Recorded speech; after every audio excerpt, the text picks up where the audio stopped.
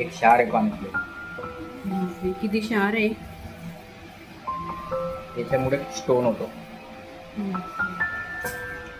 ही पाण्यात जी आपल्याला जी गारा असतो तो या फिल्टर मध्ये क्लीन होतो. एवढा गाळ आहे पाण्यातला.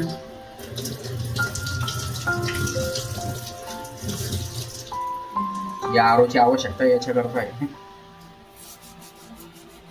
हे जे मिठासारखे दिसत ना, एक क्षार आहे.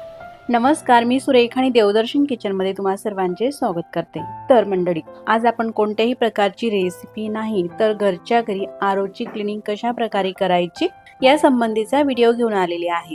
तर आज मयूर भाऊ तुम्हाला दाखवणार आहेत आरोची क्लिनिंग कशा प्रकारे करायची. म्हणजे तुमच्याकडे जर का आरो असेल तर तुम्ही घरच्या घरी ती क्लिनिंग करू शकता. तर आरोमुळे जे क्षार असतात ते पाण्यातून कशा प्रकारे वेगळे होतात आणि गाळ सुद्धा ते आपले हे जे मयूर भाऊ आहेत ते आपल्याला दाखवत आहेत. त्यासाठी व्हिडिओ कुठेही स्किप न करता पूर्ण पहा. ही पाण्यात जी आपल्याला जी घाण दिसते डोळ्यांनी, म्हणजे पाण्यामध्ये जो गारा असतो तो या फिल्टर मध्ये क्लीन होतो. त्याच्यामुळे इथून पुढे हे ब्लॉक झाल्यामुळे इथून पुढे पाणी ट्रान्सफर होत नव्हतं. बघा, यामध्ये पण घाण असेल. हे खराब पाणी, अरे किती घाण आहे. त्याच्यात गारा आहे. हे बघा, एवढा गाळ आहे पाण्यातला.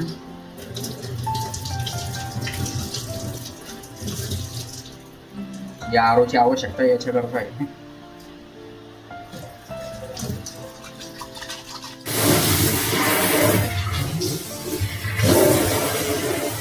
हे क्लीन करून पुन्हा वापरसाल का? हो, पुन्हा एक वेळा यूज करता येते. दुसऱ्यांदा जर एवढा गारा जमा झाला म्हणजे फेकायचं.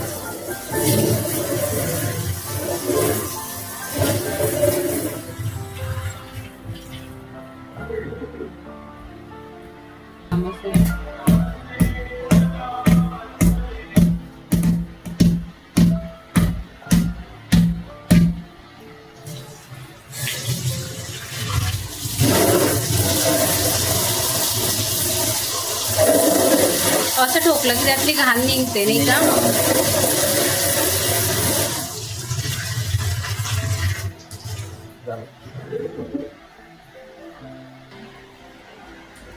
तुम्ही आता पाहिलंच, त्यावरती भरपूर असा गाळ साचलेला होता. थोडंसं ठोकलं, स्वच्छ पाण्याने धुवून घेतलं, त्यानंतर पुन्हा यामध्ये टाकलं आणि फिट करून घेत आहेत हे दादा.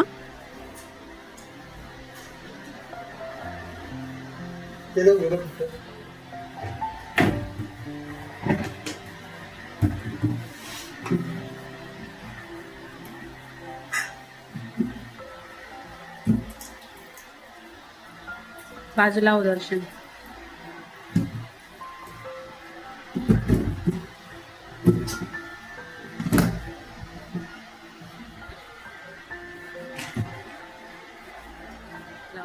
आता हे इथून पुढे पाणी येत नव्हतं ना, हा, ही त्याची पहिली स्टेप आहे.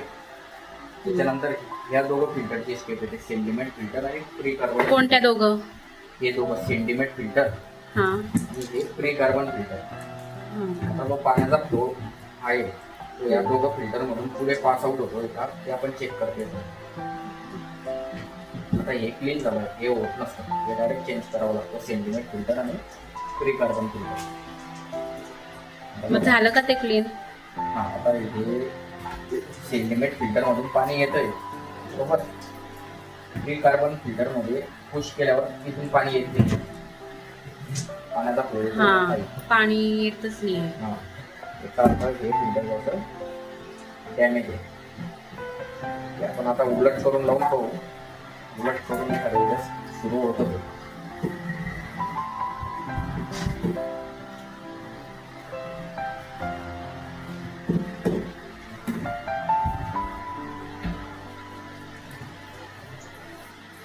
उलट करून आपण फ्लो दिला त्याला. आता येतंय पाणी. फ्लो आला. ह्या. कमी पण फ्लो चेक करून. कारण कधीपासून ते भरलंच जात नाही, एकदम स्लो चालतंय पाणी.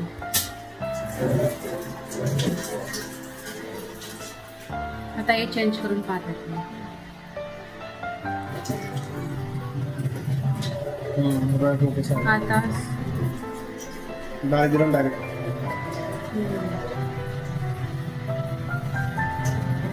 आता हे फिल्टर आपण उलट करून लावलं त्याने सुरू झालं. आपला जो तात्पुरता जो याच्यावर होणारा मेंटेनन्स आहे तो कमी झाला. आपण तिथून पुढची स्टेप ही सोलोनेट एस व्ही म्हणतो, याला शॉर्ट फॉर्म एस व्ही आहे, सोलोनेट वाल्व, तो चेक करूया.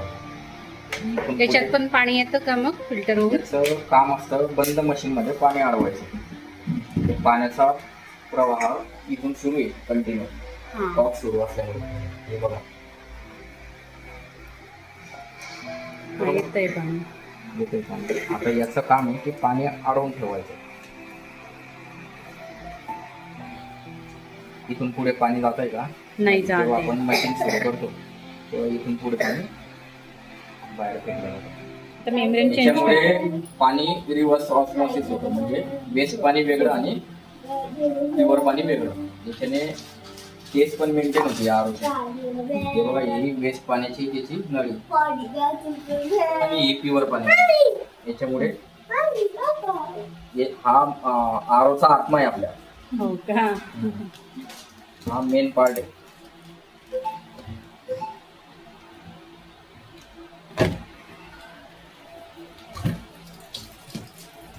तिथे पण घाण अडकली आहे. याच्यात क्षार आहे बघा. हे जे मिठासारखे दिसत ना, एक क्षार आहे. म्हणजे आरो न लावल्यामुळे हे सर्व पाणी जे आहे हे पोटात जातं. किडनी स्टोन याच्यामुळे होतो, कारण की हा थर जमा होतो सर्व.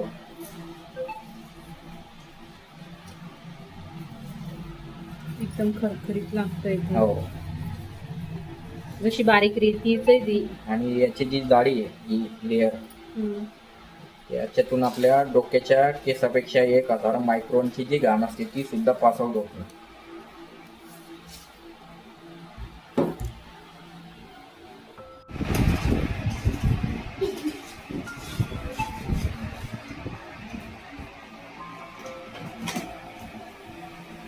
एक क्षार आहे पाण्यातले. किती क्षार आहे. याच्यामुळे स्टोन होतो. आधी पण बरेच हे नवीन मेम्ब्रेन टाकतो आपण त्याच्यात. आता याच्याने पाण्याचा फ्लो पण वाढेल आणि टेस्ट पण चांगली मेंटेन होईल.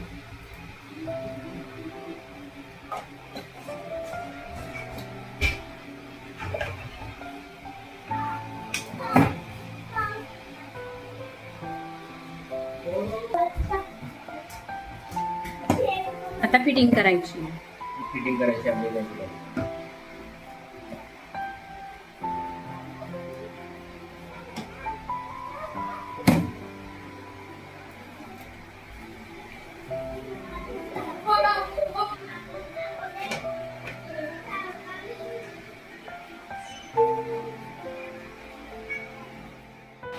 आता हे फिट झालं, याची पुढची स्टेप काय? आता आपण पाण्याचा फ्लो त्याचा चेक करू. प्युअर पाण्याचा कसं समजेल? येईल ना आता ते.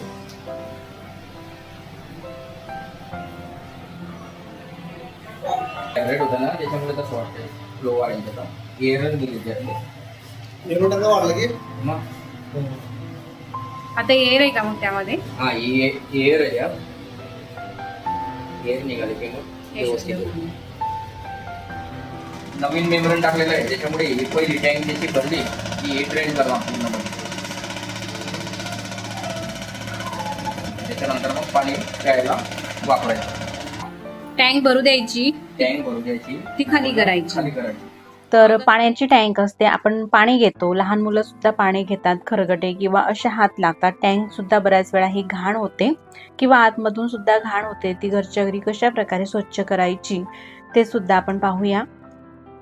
तर ह्या टँकला अशा प्रकारे स्क्रू असतात. स्क्रू काढायचे आहे, त्यानंतर टँक ही ओपन होते. बाहेरून जर का टँक घाण असली, कारण स्वयंपाक करताना स्वयंपाकाचे हात किंवा लहान मुलं असली ते सुद्धा हात लावतात, तर सॉफ्ट घासणी घ्यायची किंवा एखादी कापड घ्यायचा, बाहेरून सुद्धा घासून ही टँक धुवून घ्यायची आहे आणि आतमधून सुद्धा, आणि त्यानंतर फिटिंग करायची आहे. तर मंडळी, तुम्हाला हा व्हिडिओ कुठेतरी आवडला असेल तर नक्कीच व्हिडिओला लाईक करा आणि चॅनलला सबस्क्राईब करा. व्हिडिओची लिंक तुम्हाला आवडल्यास तुमच्या मित्रमैत्रिणीमध्ये, नातेवाईकांमध्ये तुम्ही ह्या व्हिडिओची लिंक शेअरसुद्धा करू शकतात, म्हणजे प्रत्येकाच्याच उपयोगाचा हा व्हिडिओ आहे. मग पुन्हा भेटू नवीन व्हिडिओसोबत. तोपर्यंत नमस्कार.